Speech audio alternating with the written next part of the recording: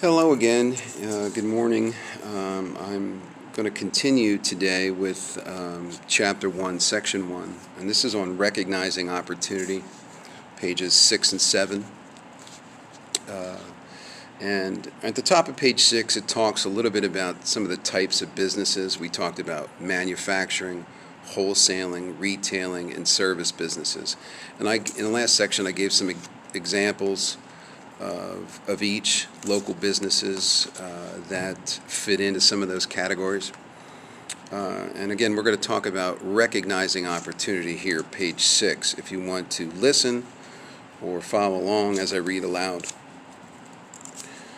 Recognizing opportunity. Many of America's most successful companies started with one person who recognized an opportunity and came up with an idea for a business in response to that opportunity.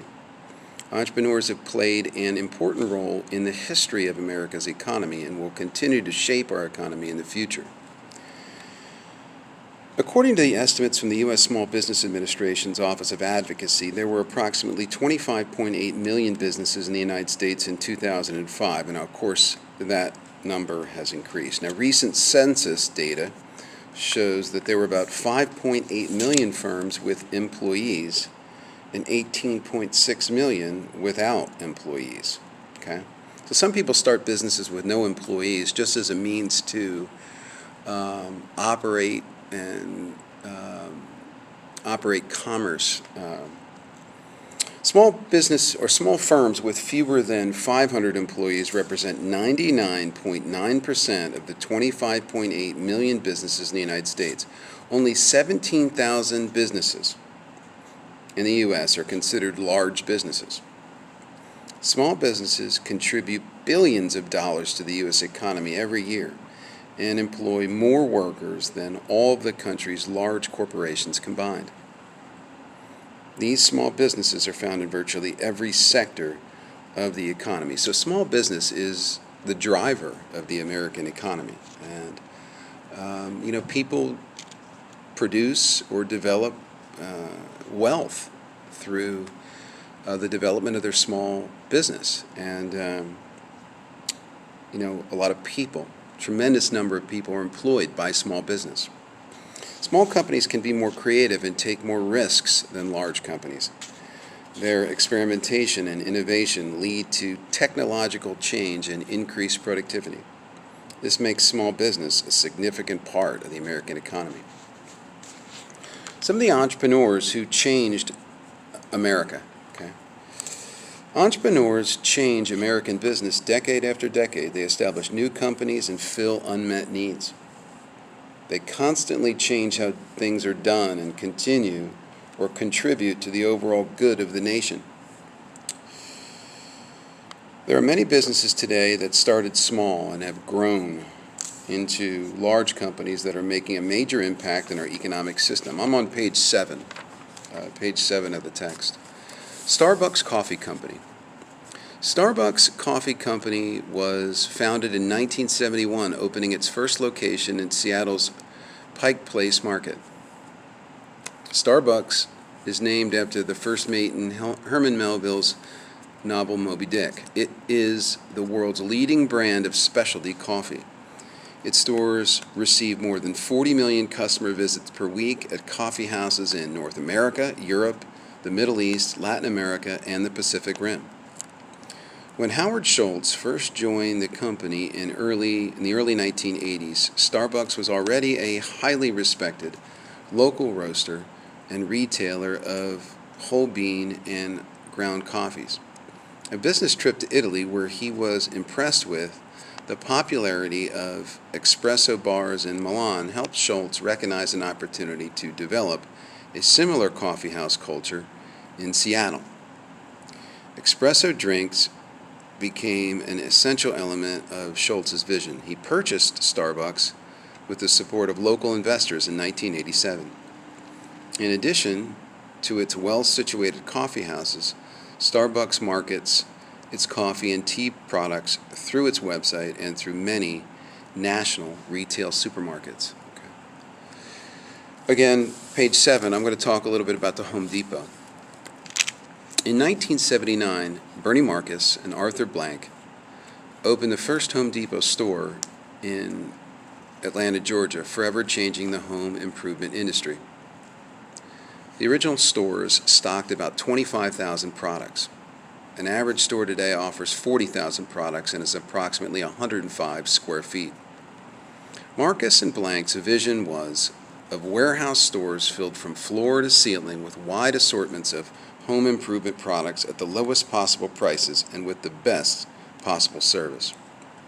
Within 5 years, please turn to page 8, Home Depot expanded from Georgia to Florida, Louisiana, Texas, and Alabama, and today it has more than 2,100 stores throughout the United States, Canada, and Mexico. The company also runs Expo Design Centers and the Home Depot Supply Wholesale stores. The last one I'm going to talk about is Harpo Productions Incorporated. That's page 8 in text. Oprah Winfrey's love of acting and her desire to bring quality entertainment projects into production prompted her to form her own production company, Harpo Productions Incorporated, in 1986. Today, Harpo is a formidable force in film and television production. It's based in Chicago. Harpo Entertainment Group includes Harpo Productions Incorporated, Harpo Films, Harpo Video Incorporated. In 1988, Harpo Productions Incorporated acquired ownership and all production responsibilities for The Oprah Winfrey Show from Capital Cities ABC, making Oprah Winfrey the first woman in history to own and produce her own talk show. The following year, Harpo produced its first television miniseries, The Women of Brewster Place, with Oprah Winfrey as star and executive producer. Oprah also produced and appeared in the made-for-television movies There Are No Children Here, in 1993, and Before Women Had Wings, 1997. And in 1998, she starred in the feature film Beloved, based on the book by Nobel Prize-winning American author Toni Morrison. Now, today, Oprah Winfrey isn't producing her talk show anymore. She just has a production company. But Oprah Winfrey was, without question, the most successful talk show, daytime talk show in TV for 20 years. An amazing entrepreneur. I'm going to ask you to turn back to page 7, and we're going to talk about a famous entrepreneur, Madam C.J. Walker, bottom of page 7. You may have heard it said that necessity is the mother of invention. Many entrepreneurs got their start by creating something that they themselves needed and then sharing their product with others.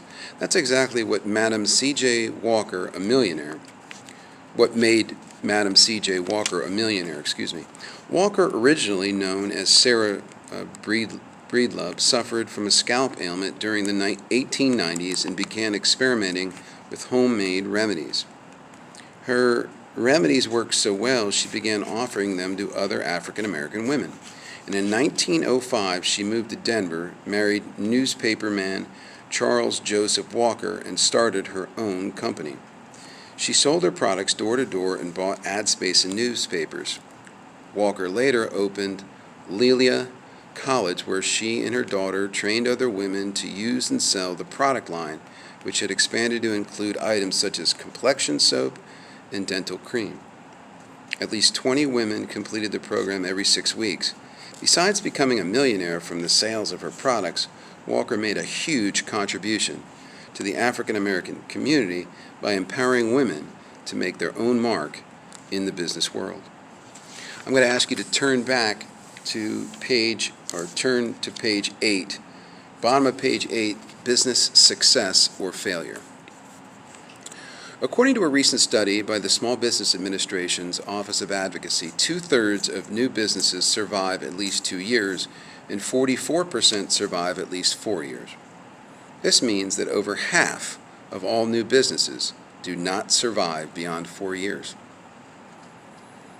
These results are similar for different industries. Many people think that there is a higher failure rate for restaurants than other types of businesses. However, Leisure and hospitality establishments, which include restaurants, survive at rates only slightly below average. Now, of course, you've seen the difficulty that businesses have had during the pandemic, and that has, without question, disrupted the restaurant industry as well as the hospitality industry. Major factors in firms' success include having adequate capital, providing a product or service that meets customers' needs, the owner's education level, and the owner's reason for starting the firm in the first place, such as freedom for family life or wanting to be one's own boss. The reason must sufficiently motivate the entrepreneur to have the perseverance to succeed. The owner's business experience is a factor that contributes to the likelihood of success. Experienced business people have an understanding, turn to page 9, of how to purchase products and services. They have to know how to plan, negotiate with suppliers, raise money, negotiate leases, sell and market their own products or service, and manage finances. Many businesses fail because the owner lacks business knowledge. Someone may have an idea for a product or service, but lack the necessary business skills he or she needs to run a successful business. There's a major difference in having expertise regarding a product or service and running a business with that product or service. Okay, that completes Chapter 1, Section 1, and we're going to assign an assessment, an open-ended assessment based on the readings and the presentation in Chapter 1, and we'll upload that to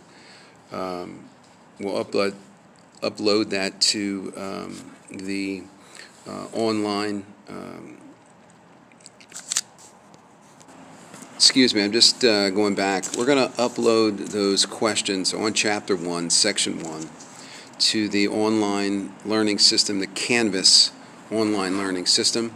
You can open up those questions, complete the assessment, submit it for credit, and we'll be moving on to Chapter 1, Section 2 on Is Entrepreneurship Right for You in a little bit. Okay. Any questions? Just contact myself or Mr. Gorley, and we'll help you with the assessment if you need it. Thank you for listening, and have a good one.